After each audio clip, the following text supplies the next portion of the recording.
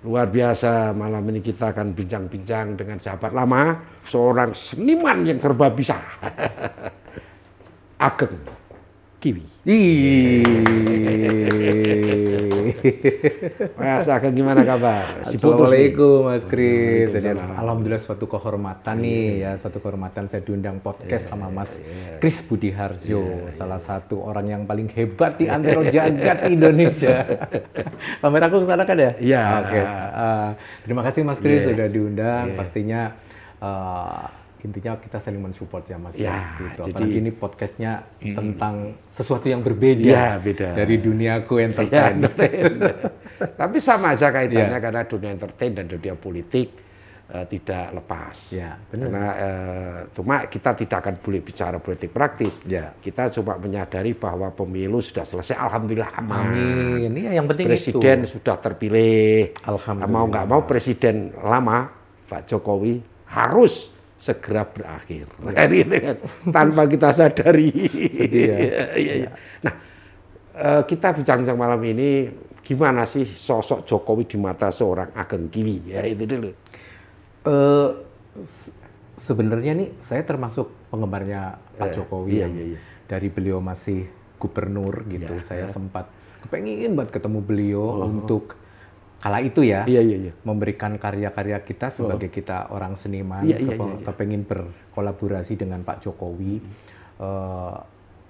Kita memang diterima sama beliau, sempat diterima sewaktu beliau masih gubernur, mau nyalonin ke presiden. Jadi waktu itu kita membuat film tentang edukasi tentang lingkungan hidup gitu, sempat diterima dengan Pak Jokowi, alhamdulillah. Terus dari situ kita mulai bahwa di Indonesia ini membutuhkan sosok figur seperti Pak Jokowi yang orangnya tuh kejawen banget, dalam arti kejawen tuh Jawani, Terus kala itu kan kita lihat low profile, orangnya biasa banget gitu kan, nggak neko-neko gitu. Maka dari itu saya yang termasuk antusias untuk, pokoknya Jokowi gitu. Pokoknya Jokowi nggak usah kayak gitu. Kala itu sampai beliau menjadi presiden, apapun itu, beliau adalah sosok menurut saya yang sangat luar biasa karena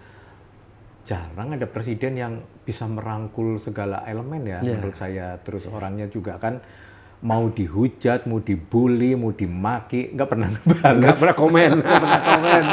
Itu yang hebat gitu. Jadi walaupun beliau punya kedudukan orang paling tertinggi di Indonesia, tapinya nggak pernah yang ibaratnya, wah gue presiden, lo gue harus tindas kan, nggak ada. Kalau ini menurut saya Jadi kadang apalagi dengan berakhirnya Pak Jokowi, kita juga pasti akan merasa kangen figurnya beliau yang lemah lembut yang ibaratnya santun tapi tegas, tapi tegas gitu. Itu jarang Iya kan. Santun tapi tegas santun, lemah lembut tapi tegas gitu. Dikala Pak Jokowi ini udah terpojok, udah ibaratnya ini gua harus maju. Nah, jadi macan gitu. Ya kan Mas gitu. Ada kadang dia nggak punya, maksudnya banyak presiden-presiden yang mereka tidak bisa tetap lemah gitu loh. Ya kan tetap lemah, tapi dikala terpojok wah matanya muncul itu Pak Jokowi. Gitu terekam. Terekam gitu. Cuma rekam nggak dicapik-capik, terekam doang. Ya Pak Jokowi. Jadi terus selama presiden pernah ketemu nggak? Pernah. Iya pernah. Aku masih punya nyimpen videonya sama Pak Jokowi. Memang sih pas kebetulan karena saya boleh sebutin nggak? Iya boleh. Nah, saya kan sempat di partai di Partai Nasdem kan, di Partai Nasdem dan kebetulan saya nyalek di DPR RI kala itu. Terus dipertemukanlah dengan Pak Jokowi karena Pak Jokowi itu memberikan pelajaran tentang bela negara gitu. Nah terus akhirnya kala itu ketemu dengan presiden yang tidak ada protokoler. Yang ada protokoler. Wah, kesempatan seneng banget. Aku masih punya videonya Pak Jokowi. Dirangkul, dipeluk gitu. Ya mudah-mudahan Pak Jokowi masih bisa nginget muka aku nih. Lo daya ingatnya luar biasa. Iya, dia kan luar biasa ya. Pernah. Saya masih punya, alhamdulillah. Rasanya gimana? Ya, mudah-mudahan tangan yang memegang tangan saya ini bisa membawa saya juga ke apa ya, ke sesuatu yang bisa menjadi nomor satu juga, bukan presiden ya. Nomor satu. Itu Cita-citanya lah. Iya, entah itu di dunia apapun, karena udah bersentuhan tangan dengan Pak Jokowi, mudah-mudahan nyetrum. Iya. Ya kan? Sukses. Iya, nyetrum Ikut kesuksesannya. Ya kan tidak gampang loh untuk menjadi seorang presiden yang bukan dari kalangan yang ibaratnya bangsawan, yang bangsawan, bukan ningrat ya. Ibarat kata ya bukan anak siapa-siapa iya, kan. Ini saya pikir satu-satunya piantun kalau orang Indonesia, orang Jawa ya, piantun yang mungkin memang ditakdirkan oleh Allah untuk bisa memimpin negara ini. Alhamdulillah kan 2 periode ya. Iya, 2 periode. Iya, kalau boleh sih 3 periode, Pak. Ada konstitusi nggak mungkin. Ada Mas Gibran ya. Iya. Mudah-mudahan nanti Mas Gibran juga seperti bapaknya. Gitu. Nah, bayangan Mas Ageng, Pak Jokowi itu sebaiknya setelah purna itu seperti apa nanti ya? Keinginan kita, Pak Jokowi berperan seperti apa? Ya kalau menurut saya Pak Jokowi harus tetap membackup ya, karena kan masih banyak cita-cita yang belum terselesaikan, masih banyak hal-hal yang memang untuk masyarakat Indonesia ini masih harus banyak sentuhan dari Pak Jokowi lah ceritanya kan, dengan adanya Mas Gibran masuk ya, alhamdulillah semoga Mas Gibran pun bisa di backup, karena apapun itu kan nggak mungkin lah bapak sama anak mereka kayak air sama minyak kan nggak mungkin. Jadi harapan kita semuanya semoga Indonesia tetap menjadi negara yang sesuai dengan 5 Pancasila itu kayak gitu ya, walaupun memang ada pro dan kontra itu udah pasti kan gitu. Mungkin kan udah minta maaf presiden. Iya, maaf Pak Presiden gimana menurut pandangan jenengan? Orang presiden di dalam acara di istana atau di mana ya, zikir apa itu sebagai seorang yang beriman meminta maaf kepada yang tidak menerima apa yang atau sesuatu yang tidak diinginkan oleh rakyat ya, bersama wakil presiden beliau dengan Kiai Ma'ruf mau minta maaf pada rakyat. Pandangannya gimana? Kalau menurut saya sih itu hal yang bagus ya, gitu. Biasa, jadi sekarang ini jangan terlalu apa-apa di protokoler, apa-apa harus resmi gitu ya. Kan gini loh, masyarakat tuh udah capek kayak gitu ya, udah capek dengan ya kan masing-masing masyarakat, namanya masyarakat tuh 300 juta lebih kan. Pro dan kontra udah pasti ada, terus keinginan dan kemauan juga pasti berbeda-beda. Banyak masyarakat yang maksudnya pandangannya berbeda, masyarakat yang rendah dalam rendah cara pola berpikirnya kan mudah sekali diombang-ambing gitu. Nah, Mas Ageng Kiwi sendiri gimana Pak pandangannya? Ya, terhadap hal ini. Ya kalau saya sih tetap harus dilanjutkan lah, itu mah hal yang menurut saya luar biasa kalau menurut saya. Menurut saya itu kan mengayomi ke semuanya, ya kan gitu, dengan cara yang berbeda-beda kayak gitu. Nah, ini IKN banyak dibicarakan orang. Pandangan Mas Ageng Kiwi gimana dengan pindahnya ibu kota nanti ya, bukan sekarang kan baru proses kan? Gimana? Gini, kalau menurut saya ya, kan banyak sekali juga kayak di Australia itu juga ibu kotanya kan juga dipindahkan gitu. Jadi mungkin penyelarasan, karena kan di Indonesia ini banyak sekali masih harus pemerataan, ya kan, pemerataan. Sesuatu kota yang baru dibangun itu pasti ada plus minus, ya kan? Pasti ada pro dan kontra, udah pasti ada. Apalagi kalau menurut ya, kalau gini loh, ini agak berbeda ya. Secara rentetan spiritual negara wilayah Nusantara kita gitu. Kan ada yang bilang bahwa ramalan nih loh Mas Kris, ramalan. Kalau suatu negara itu jangan ditaruh di sana, di daerah-daerah sono gitu, harus memang ada masih di kalangan di provinsi Jawa gitu. Nah, Pak Jokowi ini kan ibaratnya membuat sesuatu yang beda gitu dari pola pikir, mindset gitu. Ya coba kita didukung, karena ini udah terjadi gitu, udah terjadi. Jadi harus kita dukung, yaitu tadi pro dan kontra, terus pemekaran wilayah daripada tanah berhektar-hektar, beribu hektar kosong jadi tempat bayar, tempat ular, tempat komodo dan lain-lain, kan nggak apa-apa, nggak ada salahnya juga ditempatin oleh manusia juga. apa ya, biar juga nggak macet kan ya. Jakarta kan juga nggak macet kan. Jawa udah penuh lah. Oh iya, terbukti di DKI ini kalau pas tidak macet itu pengen tuh nggak Mas Kris? Pas Lebaran, orangnya pada pindah. Pulang kampung. Iya, macet. Nah ini apabila sebagian dari pemerintahan dipindahkan ke IKN, otomatis kan apa ya namanya pindah jadi apa? Pindah ke IKN itu kan separuh ya, kantor-kantor udah pada pindah ke sana kayak gitu. Jadi pemerintahnya juga udah pindah, setidaknya kan mengurangin kemacetan yang udah pasti sih kayak gitu. Jadi sama pemekaran daerah sana. Kalau yang saya dengar sih ya memang pro dan kontra itu udah sangat luar biasa karena kan konon dari anggaran yang untuk semestinya dibuat di IKN untuk sekian triliun itu kalau untuk pemekaran seluruh provinsi Indonesia itu bisa kumanan dalam arti yang kota-kota tertinggal itu bisa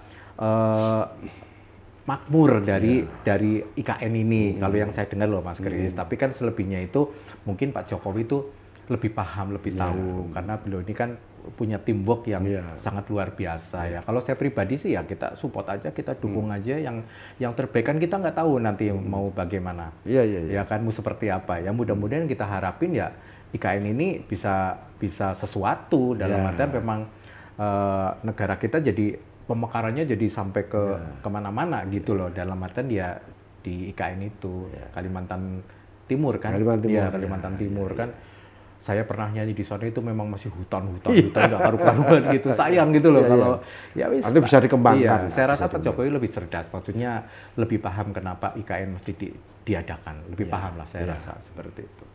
Nah, kembali ke cita-cita kita bersama tentang bagaimana Indonesia emas di era 45 kan, 100 tahun Indonesia. Kemudian para milenial ini kan jago-jago teknologi canggih, cara berpikir zamannya udah beda sama kita. Jadi cara berpikirnya bagus, maju, kemudian juga beda lah. Krisis ya, maksudnya cara berpikir kritis. Komunikasi juga beda kan. Gimana pandangan Mas Ageng optimisme Indonesia akan maju dengan anak-anak muda ya bangsa kita sekarang? Ya harus maju. Ya saya bilang harus maju karena kan apalagi sekarang yang mengelola Indonesia ini adalah golongan Z.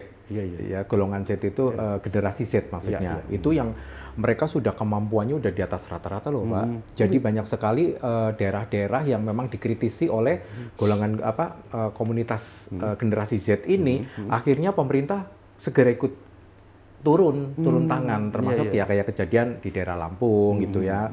Itu kan pemerintahannya itu kebijakannya itu kurang sehingga dikritisi oleh para generasi Z kayak gitu. Iya itu hampir 60% yang memegang Indonesia sekarang ini adalah generasi Z. Apabila seorang pemimpin dia tidak mau berkolaborasi dengan generasi Z, udah ambiar. Nggak memahami ya. Iya, makanya mungkin nggak ada salahnya juga Mas Gibran itu kan kategori generasi Z mendekati ke milenial pemimpin termuda di dunia kalau saya lihat. Jadi udah pas sih kalau menurut saya ya. Jadi generasi Z itu memang harus kita rangkul karena handphone ini menggenggam dunia, ya kan? Beda zaman kita udah dulu. Beda zaman, cuma kalau nggak main medsos kalah udah, ya kan? Misalkan sekarang di generasi Z itu 60%, milenialnya itu misalkan 30%, yang tuir-tuir gitu, yang udah kolonial itu sekian persen. Kolonial kan hanya melihat generasi Z-nya ini, maksudnya wis anak-anaknya wis monggo yang terbaik. Nah, sementara itu yang punya kemampuan untuk mengolah dari sudut manapun melalui HP itu adalah generasi Z itu, Pak. Yang mereka melihat, oh Australia sekarang udah begini, oh Singapura negaranya begini, oh Malaysia tertinggal, oh India misalkan kayak gitu ya. Itu generasi Z, jadi yang lebih paham menurut saya. Udah memahami perubahan dunia, gitu. Bukan hanya Indonesia. Iya, itu buat generasi Z yang pinter-pinter. Tapi ada juga generasi netizen. Nah ini yang agak membahayakan, Pak, karena beda lagi. Generasi netizen itu adalah generasi di mana yang masyarakatnya itu yang rata-rata itu mereka kemampuan cara berpikirnya itu lemah, sehingga mudah dimasukin hoak, mudah dimasukin pikiran-pikiran yang apa adanya. Nah itu yang bahayanya di situ gitu. Dengan adanya sekarang HP atau dunia itu udah dipegang jadi satu HP itu bahayanya antara itu. Jadi negara kita sendiri musuhnya perang adalah masyarakat kita sendiri. Karena banyak masukan-masukan dari orang-orang yang mudah, misalkan nih ya haters itu bisa dibeli, Pak.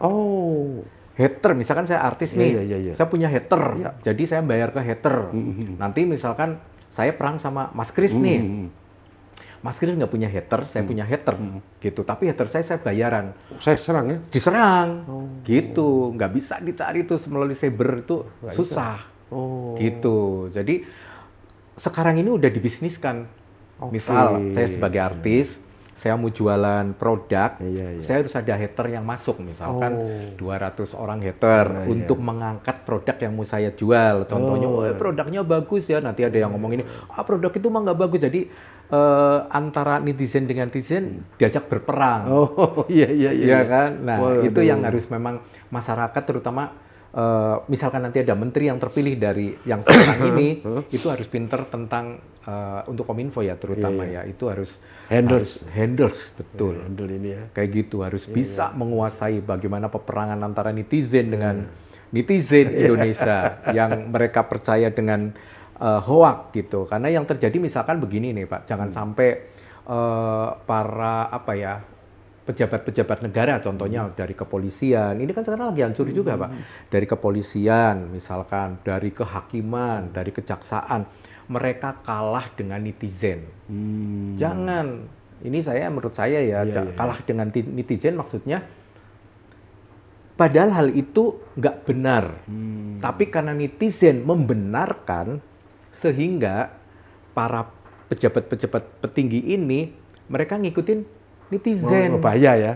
Iya, padahal kan nggak benar gitu loh. Jadi harus tetap punya kemampuan intelijen yang luar biasa. Jangan percaya netizen. Kalau memang itu nggak benar, itu contoh-contoh banyak. Karena netizen ini, setahu saya ya, hal yang tidak benar kalau dia udah meyakini harus benar. Gimana? Harus dibenarkan. Harus dibenarkan. Ya kan kayak gitu. Nah, padahal itu salah, tapi kata netizen udah dibenarkan misalkan gitu. Kan banyak yang netizen mengidolakan si A. Padahal yang diidolakin jelas itu siapa sih ini didolain gitu. Tapi kata netizen suka mau ngomong apa? Betul. Gitu. Akhirnya menggemparkan. Kalah nih pejabatnya, takut nanti dibully, nggak kuat dibully. Soalnya nanti netizen kalau udah bully satu bapaknya, anaknya, istrinya, neneknya, bahaya. Gitu lah, itu yang lagi parah di Indonesia tuh itu di media sosial. Di media sosial. Padahal di masyarakat aman-aman aja. Masyarakat aman-aman aja, Pak. Gitu. Jadi itu ya bahayanya pengaruh media sosial. Nah, ini mungkin juga menjadi pemikiran Bapak Presiden nih. Ya, mudah-mudahan nanti Bapak Presiden juga bisa, apalagi Pak Jokowi sebentar lagi mau berakhir gitu. Mudah-mudahan nanti bisa kenang-kenangan buat kita ini, bisa memberikan ketegasan-ketegasan dengan adanya banyak kasus-kasus yang Pak Jokowi sudah memberikan pernyataan yang sangat luar biasa hebat, harus begini, tapi masih banyak kasus yang tidak kelar. Gimana? Harus dikelarkan harus dikelarkan gitu, biar nanti Bapak Jokowi meninggalkan jabatannya sebagai Presiden Republik Indonesia, pergi dengan jiwa yang tenang, ya kan, jiwa yang tidak merasa berdosa gitu, jiwa yang adem gitu kan, harapannya ya seperti itu. Tinggal Pak Jokowi melihat kenang-kenangan selama 2 periode yang beliau pimpin, itu kan ada perasaan lega, ada perasaan bahagia gitu. Tapi apabila oknum-oknum yang Pak Jokowi sudah memberikan ketegasan tidak dijalankan dengan sebaik-baiknya, kan nanti masyarakat masih ada rasa kecewa. Gitu. Nah, kesan paling mendalam selama 10 tahun atau selama 2 periode pemerintahan Pak Jokowi itu apa untuk pribadi seorang Ageng Gini?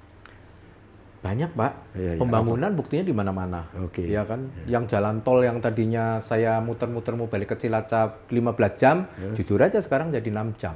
Ke Cilacap 6 jam ya? 6 jam kan kita masuk tol Jakarta Pejagan keluar udah keluar Cilacap ya. Apalagi jadi yang membuat kita Bapak Jokowi, Bapak pembangunan yang sangat luar biasa ya untuk jalan tol. Terus sekarang juga pemerintahan di DKI itu juga udah mulai rapi, bersih gitu. Terus kayak kita yang biasa pergi kemana-mana bawa duit banyak, sekarang hanya pakai QRIS. Maksudnya banyak sesuatu yang sama Pak Jokowi itu ditertibkan sebetulnya. Cuman orang Indonesia tuh masih kaget karena biasanya aut-autan, biasa suka-suka.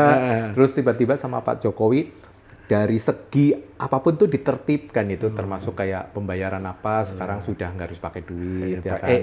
Semua lah. Kan gitu ya Pak ya, kayak gitu. Kurang lebihnya seperti itu. Terus pembangunan tuh udah ibaratnya bisa dikatakan tuh merajalela lah.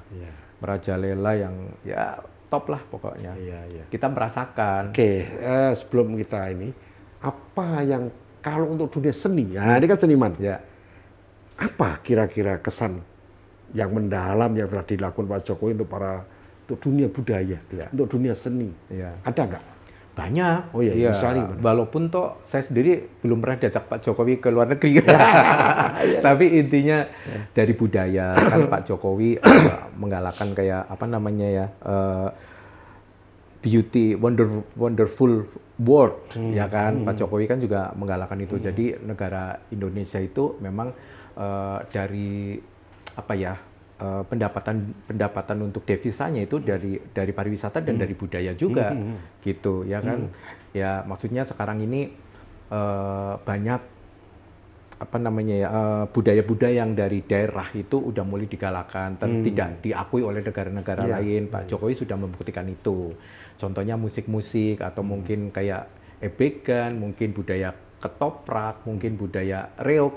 Nah itu kan mulai digalakan lagi. Nah mudah-mudahan ya apa ya namanya, karena kita kan berangkat dari seniman nih Pak Jokowi kan, bisa berangkat dari seniman. Saya berharap banget nanti mudah-mudahan kayak lagu-lagu keroncong itu mulai digalakan, macopat gitu mungkin mulai digalakan lagi, entah dari sudut mana lah, ini saya harapan kita ya. Terus kan kayak ebegan, kuda lumping udah mulai punah gitu lah. Mungkin saya kepengin mungkin di akhir-akhir Pak Jokowi meninggalkan jabatannya sebagai Presiden Republik Indonesia, coba bikin misalkan kuda lumping massal, pesta rakyat lah. Pesta rakyat tapi yang berhubungan dengan budaya. Contohnya ada dolalak, ada lengger, ada sintren, ada kuda lumping. Coba dimainkan di satu Monas misalkan kayak gitu. Itu kan bisa juga melalui kayak mungkin dunia apa sih Pak namanya Pak ini? Entertain. Bukan diliput oleh dunia gitu. Oh iya. Ya kan gitu. Melalui penghargaan mungkin muri, mungkin udah biasa, tapi dunia gitu. Jadi seniman-seniman yang dari daerah itu, daerah misalkan Kalimantan dia mengeluarkan apa, ini mengeluarkan apa, mungkin gitu. Kan lebih bagus daripada di istana ada nyanyi-nyanyi Pak. Mending ya nyanyi-nyanyi boleh, tapi dikombin dengan budaya yang dari beberapa provinsi lah yang sekiranya bisa dikeluarkan semua. Kayak gitu. Selain memang ya untuk bisa masyarakat dunia bisa lihat bahwa oh ternyata di negara kita masih ada ini luar biasa lah, masih lestari gitu. Dilestarikan tetap gitu. Maksud saya kalau dari seniman kan begitu, kalau nyanyi mah relatif lah ya, namanya orang mau nanggap nyanyi, mau artis banyak tuh, tinggal mau pilih yang mana silahkan, kita oke-oke aja. Tapi untuk budaya itu harus diutamakan karena besarnya negara adalah dilihat dari budayanya kayak gitu. Apabila budaya itu bagus di negara itu, pasti negara itu juga akan berkembang kayak gitu Pak. Ya ini luar biasa. Kita nggak akan ada habisnya bincang-bincang dengan Ageng Kiwi. Nggak ada habisnya. Amin. Tapi waktu juga yang mengharuskan kita untuk berpisah. Hello. Iya. Ntar saya infokan ya Mas ya. Iya. Ageng juga sekarang filmnya lagi tayang nih untuk penggemar YouTube-nya Mas Kris ya. Film aku sekarang judulnya Jin Kanis ada di bioskop online. Itu jadi Prabu Kian Santang The Movie, tapi title-nya Jin Kanis. Ada 6 episode tuh di bioskop online. Kalau yang mau nonton silahkan. Gitu. Salam dari Ageng Kiwi. Salam budaya Indonesia.